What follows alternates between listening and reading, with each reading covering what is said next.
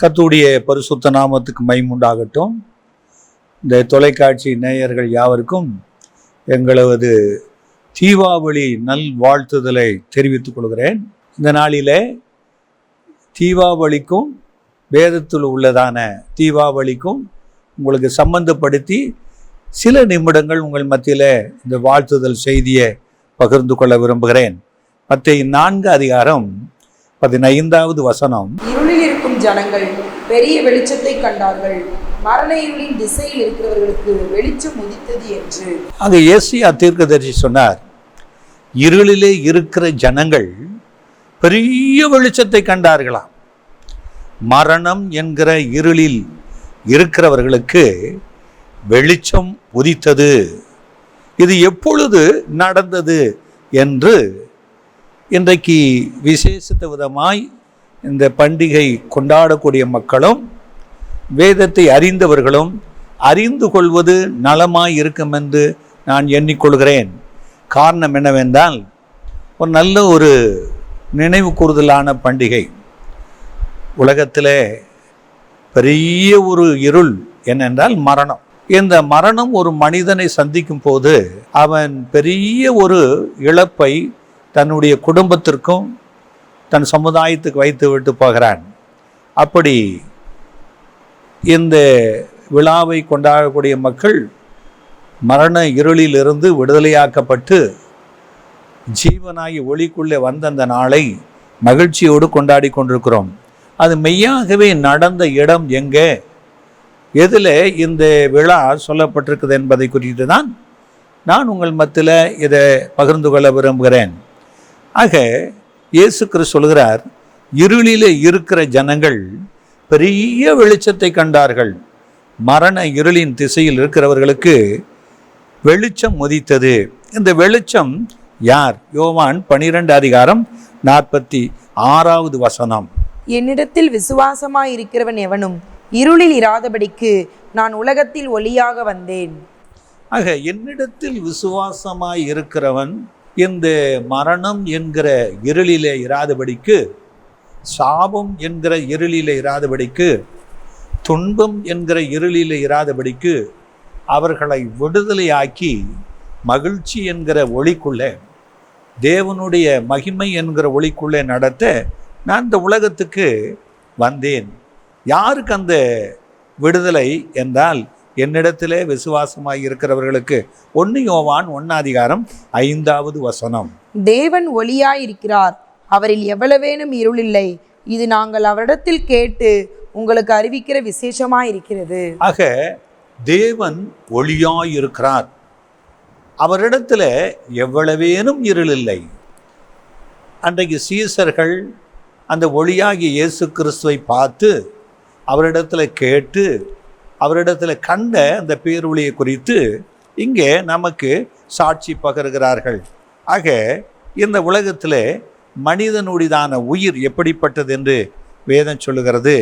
யோபு 29:3 அப்பொழுது அவர் தீபம் என் தலையின் மேல் பிரகாசித்தது, அவர் அருளின வெளிச்சத்தினால் இருளை கடந்து போனேன். ஆக அவருடைய தீபம், இறைவன் கொடுத்த தீபம் என்னில் பிரகாசித்தது, அவர் அருளின உயிர் என்கிற வெளிச்சத்தினால வரக்கூடிய துன்பம் என்கிற இருளையெல்லாம் நான் கடந்து போனேன் என்று சொல்லுகிறார்.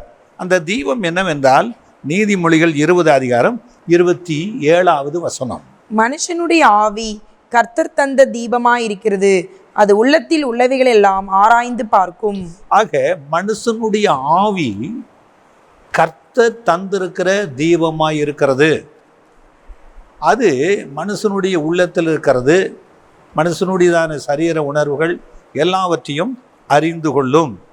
இந்த தீபம் ஒரு மனுஷனுக்குள்ள உயிர் என்கிற தீபம் எரிந்து கொண்டிருக்கிற வரைக்குத்தான் அவன் மனுஷனாக இந்த பூமியில நடமாட முடியும். அந்த உயிர் என்கிற தீபம் அவனை அணைந்து போய்விட்டால் அவன் செயல்பட முடியாது. அவனுடையதான சரீரமானது மண்ணுக்குத்தான்.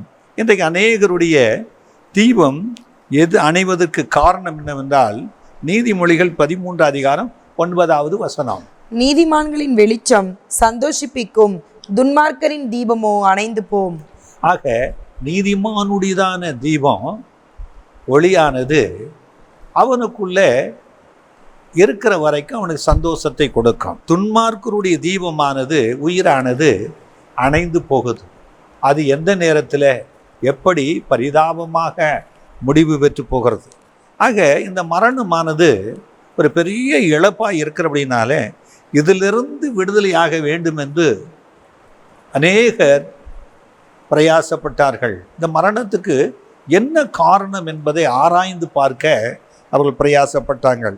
ஆக வேதம் சொல்கிறபடி ஆதி மனிதன் பாவம் செய்தபோது மரணம் ஆதாம் என்கிற மனிதனை ஆட்கொண்டது.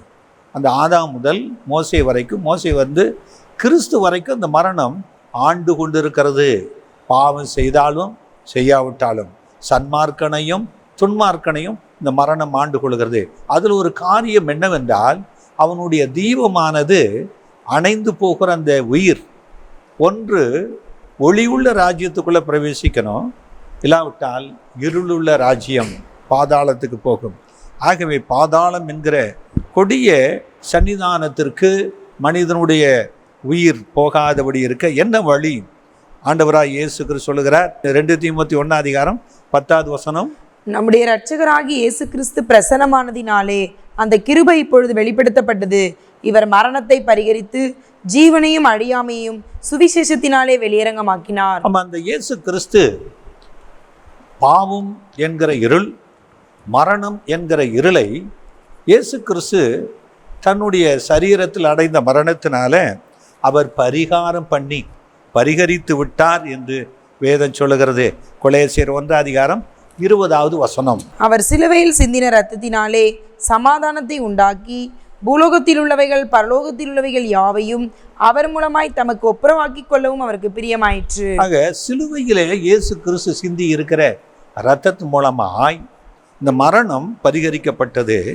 பரலோகத்தில் மனுஷன் வர வேண்டும் என்று இந்த பூலோகத்தில் இருக்கிற மனுஷனை தேவன் அங்கே சேர்த்து கொள்ளும்படியான வழியை அவர் உண்டாக்கி இருக்கிறார். ஆக ஏசாயா 25:8 அவர் மரணத்தை ஜெயமாக விழுங்குவார்.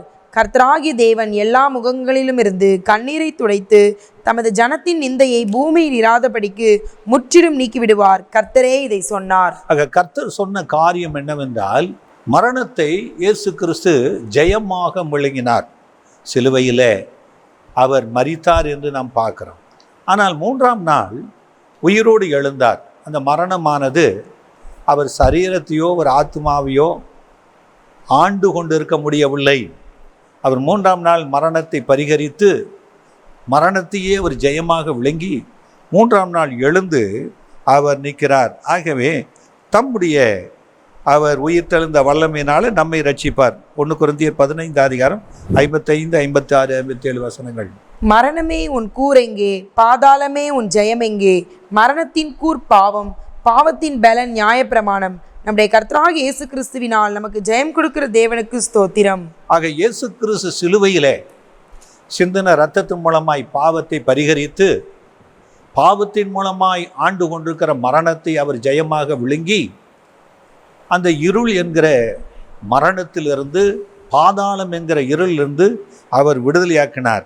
அவர் சொல்லுகிறார், மரணமே உன் கூர் எங்கே?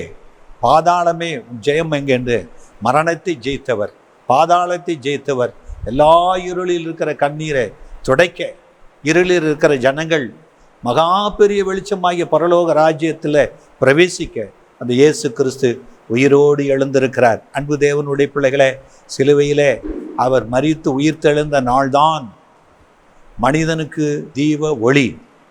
இந்த தீப ஒளியே, தீப வழியே இயேசு கிறிஸ்து உங்களுக்கு சிலுவையிலே சிந்தின இரத்தத்தின் மூலமாக சிலுவையில் அவர் சம்பாதித்து கொடுக்கிறார். அந்த பேரொளியாகிய இயேசுவை விசுவாசியுங்கள். உங்கள் வாழ்க்கையில் அந்த ஒளி உங்களை பிரகாசிக்க செய்வாராக. நல் வாழ்த்துக்களை உங்களுக்கு தெரிவித்துக் கொள்கிறேன். எங்கள் சபையின் ஞாயிறு ஆராதனை நேரங்கள்: ஆங்கில ஆராதனை காலை 7 மணி முதல் 8:30 மணி வரை, தமிழ் ஆராதனை காலை 8:30 மணி, தெலுங்கு மற்றும் தமிழ் ஆராதனைகள் மாலை 7:30 முதல் 9 மணி வரையிலும் நடைபெறுகிறது. இவ் ஆராதனைகளில் பங்கு பெற்று இறையாசியை பெற்று மகிழுங்கள். மேலும் ஒவ்வொரு வெள்ளிக்கிழமை தோறும் பகல் 11 மணிக்கு உபவாச ஜெபமும் நடைபெறுகிறது என்பதை தெரிவித்துக் கொள்கிறோம்.